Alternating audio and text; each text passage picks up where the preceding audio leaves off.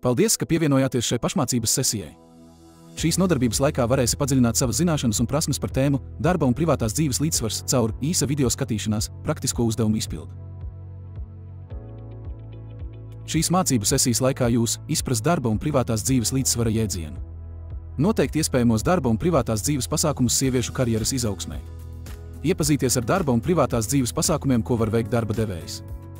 Lai veicinātu vienlīdzīgas iespējas sievietēm un vīriešiem darba tirgū. Apzināties vīriešu iesaistīšanās nozīmi bērnu aprūpē, vecu un apgādājumu cilvēku aprūpē, lai nodrošinātu darba un privātās dzīves līdzsvaru ģimenē. Sāksim! Darba un privātās dzīves līdzsvars ir līdzsvars, ko mēs radām starp savu darbu un personīgo dzīvi.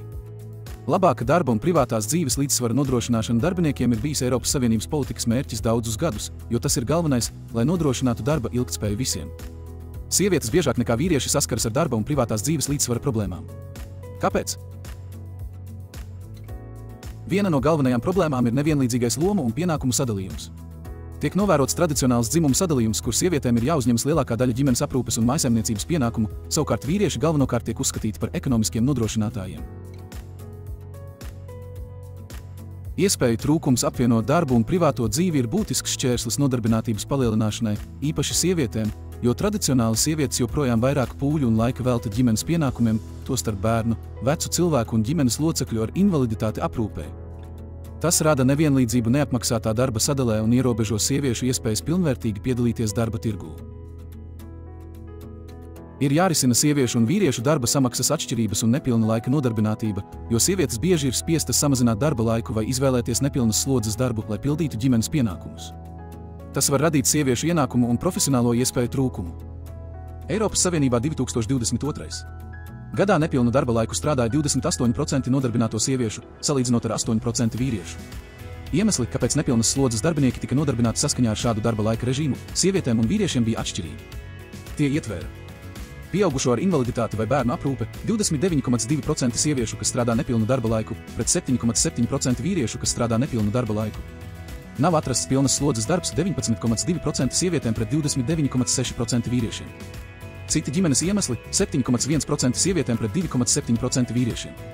Savas slimības vai invaliditātes 5,5% sievietēm pret 10,8% vīriešiem un izglītība vai apmācība 3,1% sievietēm pret 9,0% vīriešiem. Visās dalībvalstīs ar bērnu aprūpi, mājsaimniecības darbiem un ēdiena gatavošanu saistītus uzdevumus veic ievērojami lielāks sieviešu īpatsvars nekā vīriešu.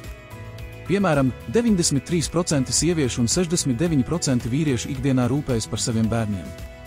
Gandrīz puse sieviešu, 49%, kas dzīvo kopā ar partneri, ziņo, ka uzņemas galveno atbildību par šāda veida svarīgiem uzdevumiem, salīdzinot ar tikai 6% vīriešu.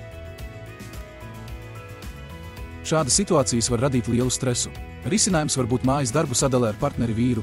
Ja vīrietis mājās uzņemas pusi no pienākumiem, tas dod iespēju sievietei labi paveikt savu darbu un arī laiku atpūsties. Tāpat vienlīdzīga bērnu kopšanas atvaļinājuma sadale, kad gan vīrieši, gan sievietes kādu laiku atpūšas, lai būtu mājās ar bērniem, labāki valsts bērnu aprūpes pakalpojumi un elastīgs darba laiks var palīdzēt sievietēm sasniegt labāku darba un privātās dzīves līdzsvaru. Darba un privātās dzīves līdzsvars sievietēm. Darba un privātās dzīves līdzsvara pasākumu īstenošana ir ļoti svarīga sieviešu karjeras izaugsmē, jo parasti sievietes uzņemas aprūpes pienākumus par ģimenes locekļiem. 2019. gada 1. augustā Eiropas Savienības tiesību aktos ir stājusies darba un privātās dzīves līdzsvara direktīva, kuras mērķis ir uzlabot ģimeņu piekļuvi ģimenes atvaļinājumiem un elastīgiem darba noteikumiem. Darba un privātās dzīves līdzsvara direktīva ievieš likumdošanas darbību kopumu, kas izstrādāts, lai modernizētu esošos tiesisko un politikas regulējumu. Pasākumi saskaņā ar direktīvu ietver paternitātes atvaļinājuma ieviešana. Saskaņā ar direktīvu tēviem ir jābūt iespējai izmantot vismaz 10 darba dienas paternitātes atvaļinājumu ap bērna piedzimšanu, ko kompensē vismaz slimības naudas apmērā. Nodrošināt, ka 2 no 4 bērnu kopšanas atvaļinājuma mēnešiem nevar nodot vecākiem un kompensēt dalībvalsts noteiktā līmenī.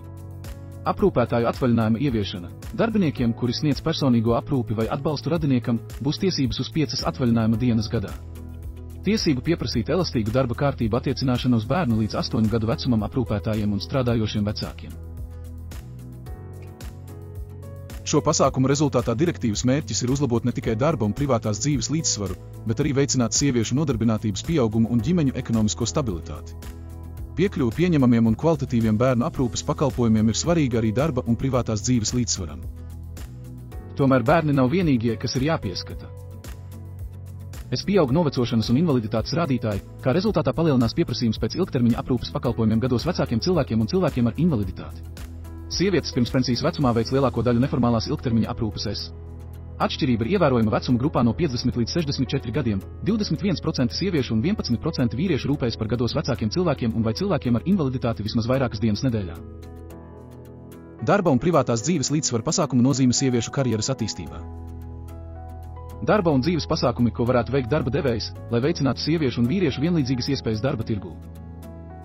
Visizplatītākie darba devēja pasākumi bērnu aprūpes atbalstam ir šādi: uzņēmumu bērndārza izveide, riska novērtējuma veikšana, kas attiecas uz barojošās mātes vai viņas bērna drošību no viņas darba apstākļiem vai darba laika, telpas ierīkošana, kur bērni var pildīt mājas darbus vai gaidīt, kad vecāki nodrošinās pēcskolas aprūpi vecākiem bērniem, palīdzības nodrošināšana skolēnu brīvlaikā un bērndārzu slēgšanas laikā, nometnes, īslaicīga bērnu pieskatīšana, konsultāciju pakalpojumi vecākiem. Visizplatītākie darba devēja pasākumi vecāka gadagājuma cilvēku un apgādājamo invalīdu aprūpes atbalstam. Ārkārtas atvaļinājuma un īstermiņa atvaļinājuma atļaušana un atbalstīšana īsā laikā.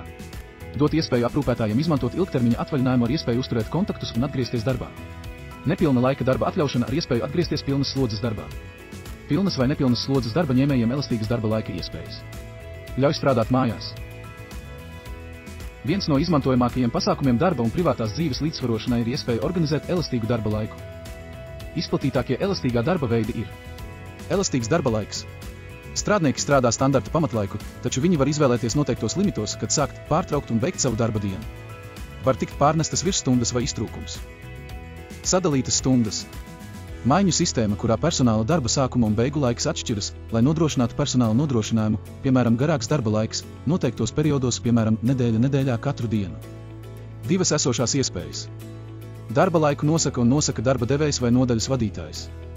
Darba laiks tiek saskaņots ar darba devēju, un to pašpārvalda darbinieki savā nodaļā vai birojā. Saspiestas stundas. Izmantojot šo izkārtojumu, parasto darba dienu skaitu nedēļā var saspiest. Jūs varat paņemt parastu brīvdienu katru nedēļu vai 2 nedēļas vai regulāru pusi dienas brīvu katru nedēļu, sākot agri vai pabeidzot vēlu. Abos gadījumos kopējais stundu skaits paliek nemainīgs. Ikgadējās stundas vai strukturētais brīvais laiks vietā. Darba stundas tiek piešķirtas gadā, nevis nedēļā, kā arī saskaņā ar maksimālo aktivitāti vai pieprasījumu. Pirmais veids – darba laika ilgums ir gadā, nevis nedēļā. Laiks ir sadalīts pamatstundās, kas jānostrādā katru nedēļu, un nepiešķirtajās stundās, kuras var izmantot maksimumu vai pieprasījumu gadījumā. Otrais veids – tiek saskaņotas ilgākas stundas aktivitātes vai biznesa vajadzību laikā. Šīs papildu stundas tiek reģistrētas, un pēc tam varat paņemt atvaļinājumu ar samaksu mazāk noslogotā laikā. Darba dalīšana. Vienai personai paredzēta darba koplietošana ar kādu citu. Pilnas slodzes darbs ir sadalīts starp 2 līdzīgi kompetentiem nepilnas slodzes darbiniekiem. Kompensācija tiek sadalīta starp darbiniekiem, tādējādi radot neto ienākumu samazinājumu uz vienu darbinieku. Jobs Haring.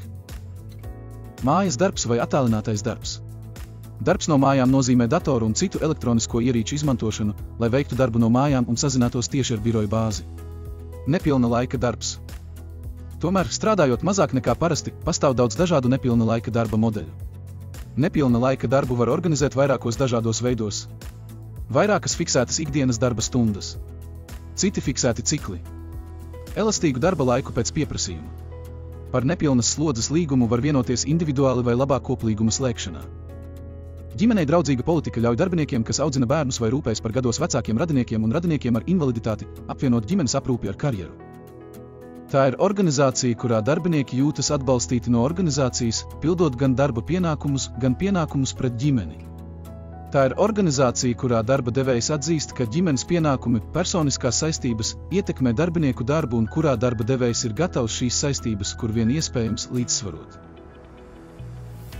Tālāk norādītais var palīdzēt atrisināt darba un ģimenes līdzsvara problēmas.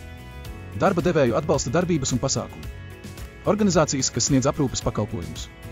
Racionāla pienākumu sadale starp ģimenes locekļiem. Tas ir viss šai video nodarbībai. Paldies par dalību! Lūdzu, turpiniet mācīties un izpildiet vingrinājumus, kas sniegti e-apmācības platformā pēc šī video.